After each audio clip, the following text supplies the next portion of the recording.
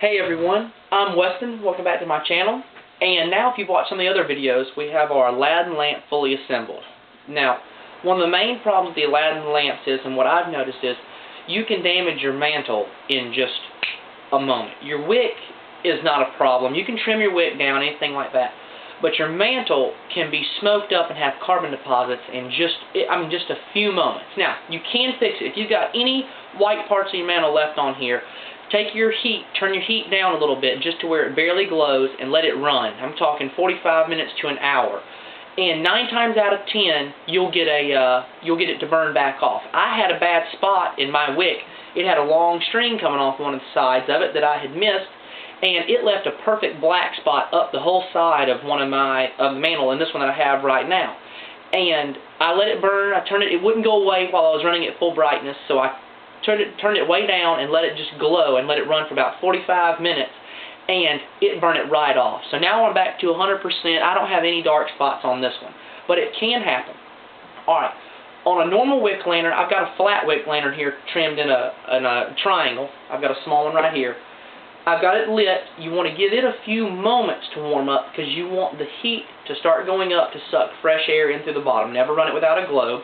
And then you can turn it on up and go just below the smoke point, and you'll have a nice running lantern. Excuse me.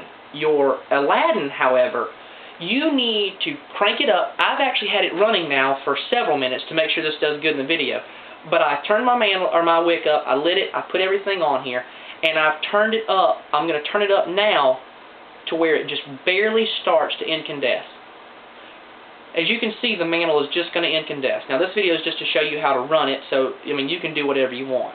But you need to get it up to where it just starts to incandesce and let it sit another few moments, and you'll be able to feel the heat out of the top. You probably can't see that, but they say it puts out 2,500 BTUs. But what this does is it gives it just a hair longer to get hot, to start the air moving through here, and then you can turn it on up. Now I'm going to show you what's too high and I guess you can't have too low, but I'm going to show you what's too high. Here's what you look for. Look through the globe, look at the top of the mantle, and look on either sides of it. The flame comes out in a circle, and it wants to spin a little bit as it comes up sometimes. If you go up here, they advise you to go to about 75% of illumination. Here I am turning it to the right. That's about 75%. The whole mantle is not quite illuminated. But if you let it sit for a few minutes, as you can see it's getting a little brighter right now, it starts to wick faster and faster and faster through the capillary action, and it burns brighter.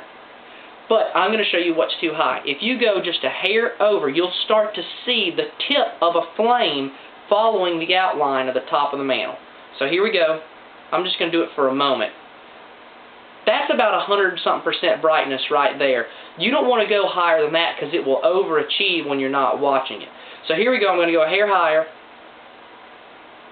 There comes the flame right here on the edge. You probably can't see it in the camera. And here I'm going to let it smoke for one moment. There it goes right there. See the flame coming through the top? Now that blackened the top of the mantle that quick. But I'll let it burn for a minute here. I'll turn it back up.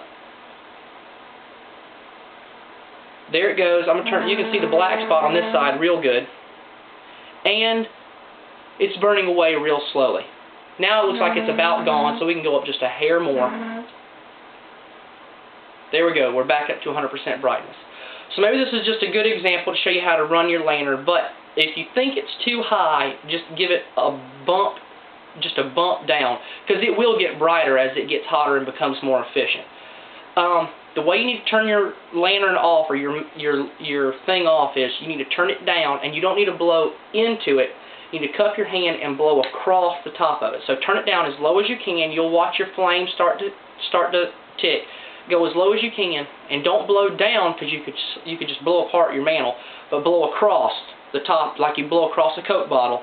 And what that'll do is it'll stop the airflow coming out the top, and the flame will suffocate.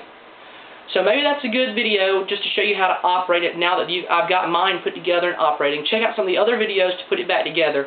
And then this next video, I'm going to see if I can attempt to show a comparison between the two in this blacked out cabin. I'm going to turn that light off, and we're going to do that. So here we go. Let's put them together. Stay tuned.